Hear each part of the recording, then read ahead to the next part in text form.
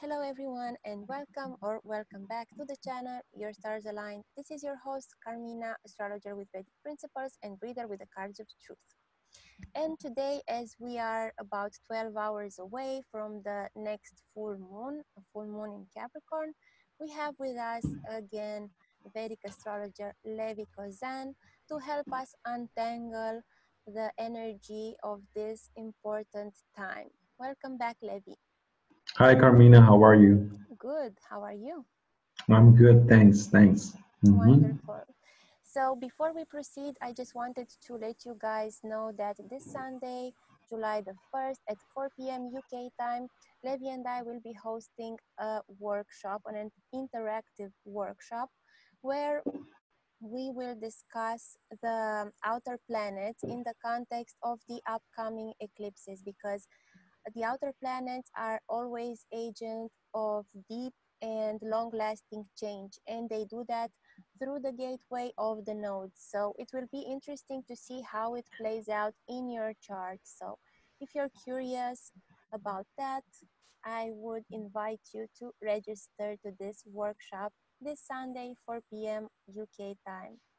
Okay, so full moon in Capricorn.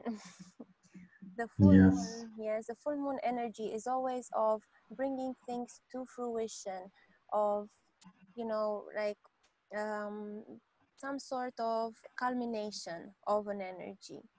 Mm-hmm.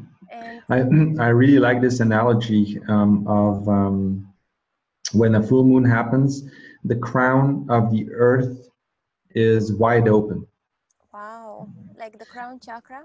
The crown chakra of the earth is wide open, and so open for the cosmic vibrations to enter this planet and enter our consciousness. I think that's a nice way of looking at it. I think it's a great time for meditation and to connect to these subtler levels or subtle energies rather. And then we can, also connect that to astrology and the zodiac and the signs and the planets and try to make a little more sense, we could say, or just talk about it and make it more concrete, more tangible in a way on a mental level, and then take that back into perhaps your yogic practice or meditation. So yes, I think it's always an important time. I'm a Cancer ascendant, so I have this thing with the moon also, which The and you sensitivity. have the moon on your ascendant, so Yes. we are all, we all have a feminine part of within our psyche, which is represented by the moon, and the sun is, of course, that masculine part. And so these are the two main players and the foundation of our true self or true nature, right? So I think it's worthwhile to talk about and to stand still with the new and full moons, for sure. Yes. Mm-hmm. So at the moment, since it's gonna be a full moon, maybe Levi, you can share your screen. So Yes, that'll be more practical. the sun in Cancer is going to be opposite the moon in Capricorn. So these are all movable signs, and it's really interesting because we just had the summer solstice, and movable signs are the four signs that mark the changes of the season. So it's a Capricorn and Cancer right now, they bring about this idea of change, but maybe it's going to be a slower change because Capricorn is ruled by Saturn and moon is with Saturn as well. But definitely, Mm-hmm.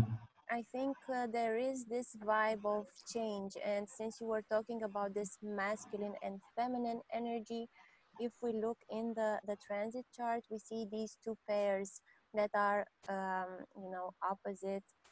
Venus is opposite Mars and the moon is opposite the sun. So there's some tension between the male, female. I think that can translate as tension in relationships as well at this time. And because of Mm-hmm. the Saturn being there with the moon and Pluto also being there in Capricorn, maybe some ego bashing and some complexes, vulnerabilities brought to surface to be processed. Absolutely. I think you're right. I think we have Moon. I mean, Saturn is exactly conjuncting the Moon, or the Moon is conjuncting Saturn at the time of the full moon. Yes, it's And then we have a degree, like less than a degree. So it's a really direct yes, conjunction. we have also an opposition, of course, with the Sun. So of course, Saturn is the planet of karma, paying our dues, our complexes, our sense of separation, or the pains involved with that sense of separation. So it's all happening in movable rashis, which is definitely indicating change, and often radical change, because that's what the movable signs do best.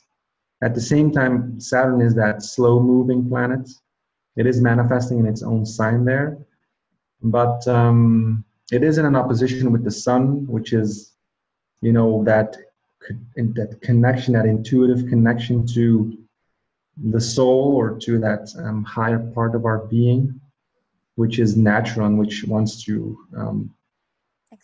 push forward and express. It's also happening Purva Ashara, so which is symbolized by the elephant, and which is all about breaking through some old worn out patterns, and old, very psychologically. Saturn is such a and Saturn Moon, Saturn Sun is such a psychologically, yes, heavy or challenging. But below all these difficult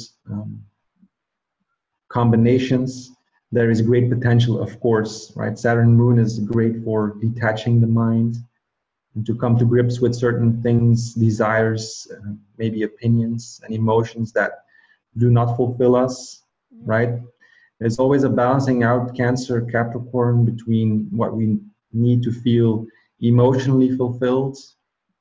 Cancer is also that Brahman sign, which wants to contemplate, and which is about spiritual progress, we could say, right?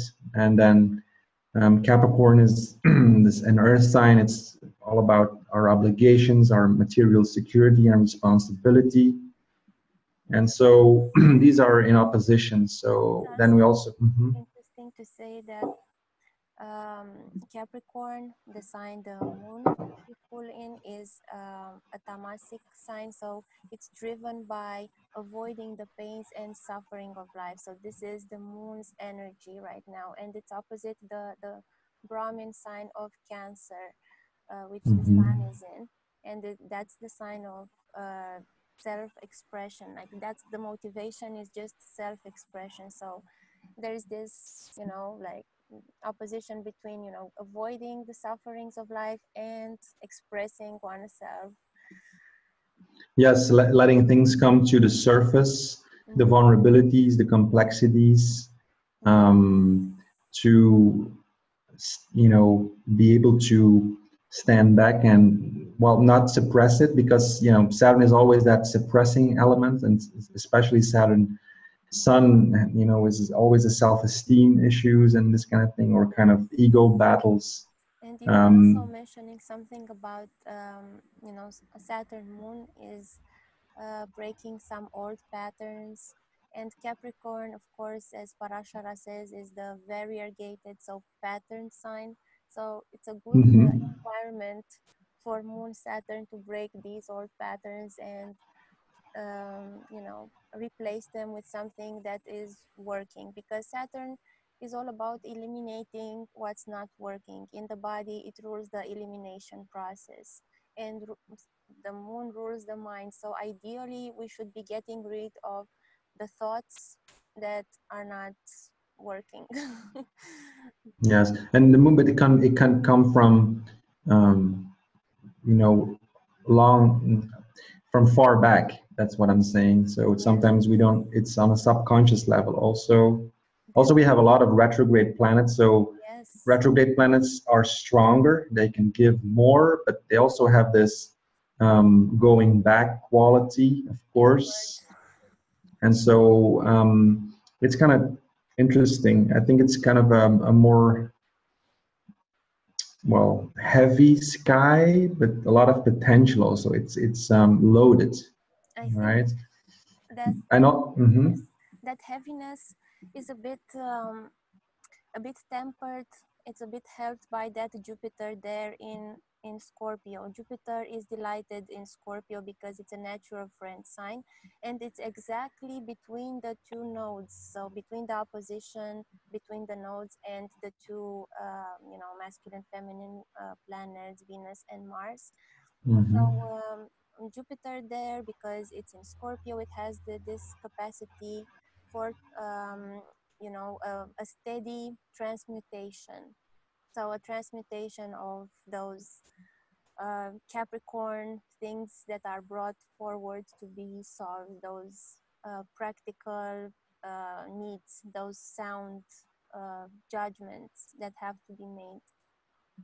Yes, transformation, transmutation, that's a good one. Also, it's happening, the new moon. Well, the moon is in, what is it, the first part of Capricorn, which is a quadruped, Yes. right? And which is able to carry great burdens and to move forward with it, which is then also the nakshatra. You also have Venus squaring Jupiter, and Venus in an inconjunct with Neptune, and at the same time Jupiter is trining Neptune. So I think the trine is showing us a deeper lying truth, something that we eventually will fall back on. Something greater than ourselves, perhaps. Yes, Neptune always can always create longings, and with the aspect with Venus, Venus represents, of course, relationships, also our value. So there can be longings in terms of connecting, because we have Moon Saturn, which is difficult to connect on an emotional level. Then we have Neptune, which is all about longings. Well, Neptune is kind of malefic in the sense that it creates longings to push us forward, and to create the breakthroughs. It does it via longing for something, and it's just not giving us the thing on an earthly level, right? So whenever any planet aspects touches that, connects to that, and here it's a 6th-8th position, it will be kind of it's a tension, aspect of tension. Also, we have Jupiter's squaring, or Venus squaring Jupiter there in Scorpio. In fixed signs, stubborn. In all fixed signs. So Pisces is there, of course, as the trine with Neptune and Jupiter kind of points the way of, kind of supports the deeper lying reality, or it supports that process going into or evolving into something that is perhaps more fulfilling, greater, and detaching. Our plans are always about detaching from all things. Yes, you were mentioning that that Neptune can also be malefic in the sense that it also has this dissolving aspect to it. And yes. I think it's interesting to connect this dissolving aspect also to the deity that rules Purva Ashada, which is the nakshatra the moon will be pulled in because Yes. it's the Appa deity. So it's the deity of the river that also, the water of a river can have this nourishing quality, but it can have also this destructive quality, because even the hardest rocks are, they are made soft by water. Their shapes are changed by the water. So it has this quality of pervading, of going forward towards victory. So that's Absolutely.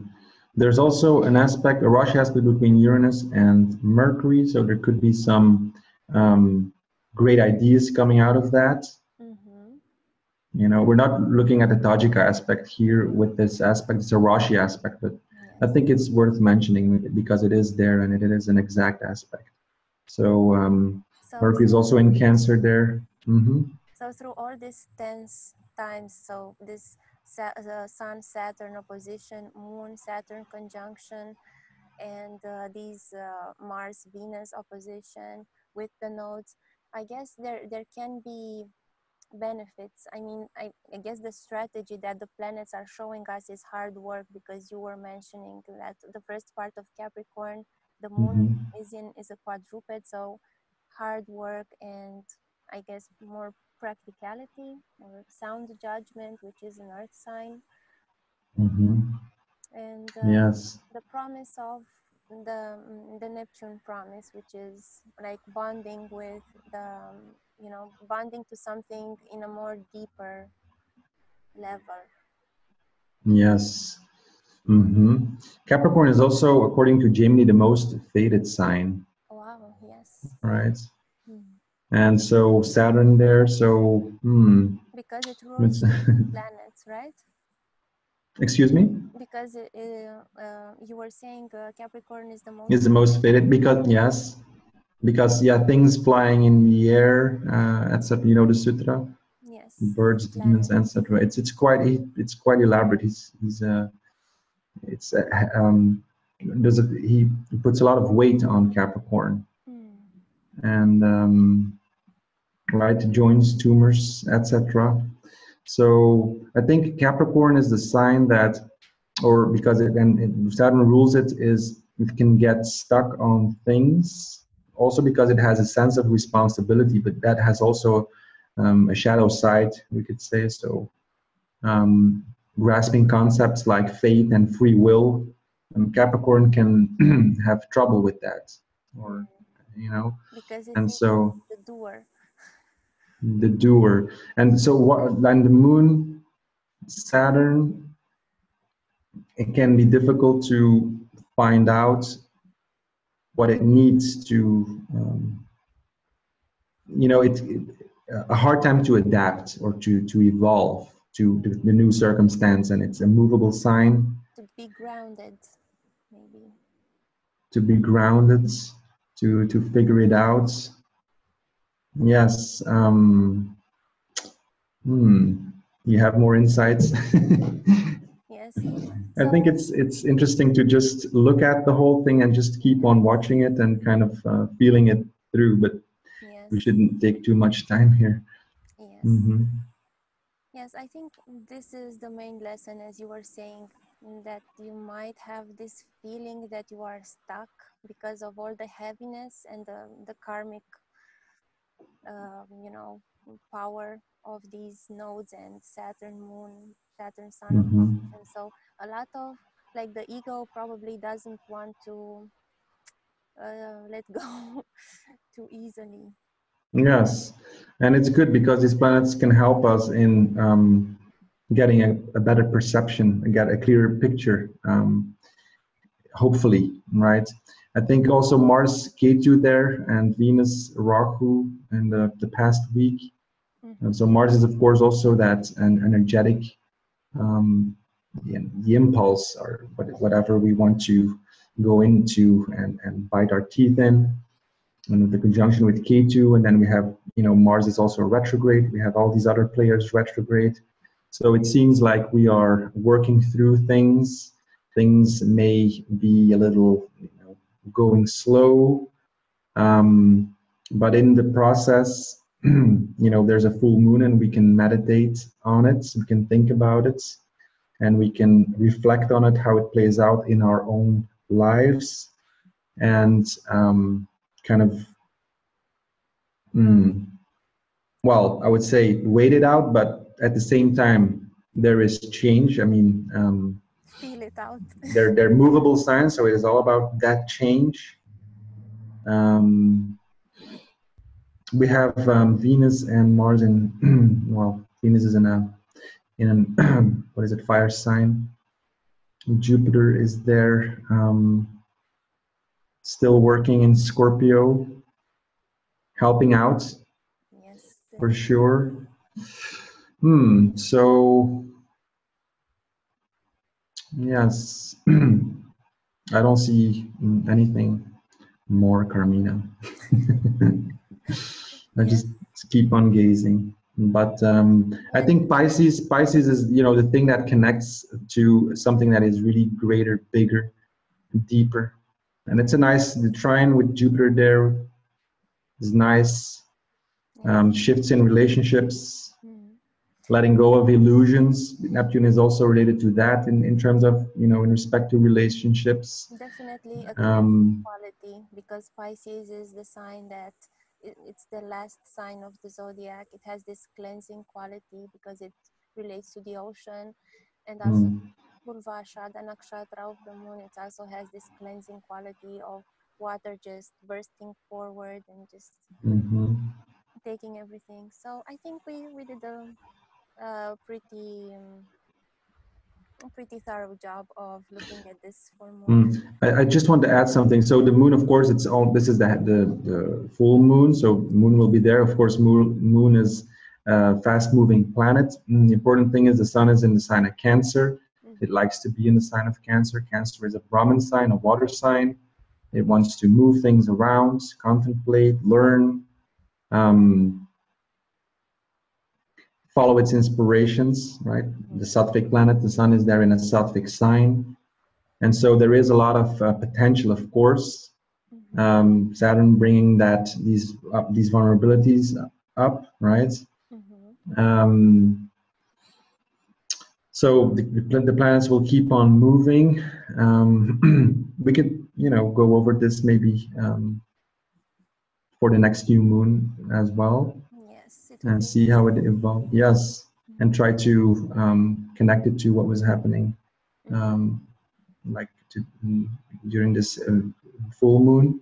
Mm-hmm. Um, yeah, Yes. Well, I think that's about it for this full moon. But I hope everyone takes what we said today and just thinks about it, just takes it in. I hope you have more insights, and if you have further insights, I would like to hear about it in the comment section, just because so many times people that comment have such great things to say that I'm like, wow, yes, amazing. So I would love mhm. to hear from you. So thank you again, Levi, for bringing us your perspective on this full moon.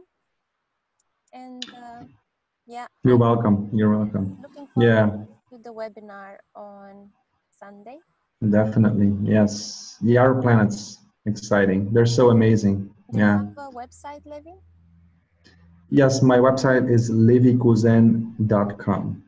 Okay, So that's and easy. I'm gonna post it, in the description box. And if anyone is wanting to make more sense of what this full moon or what the future eclipses season will bring to them, you can contact Levi or contact me to get a special full moon or special eclipse reading. So, okay.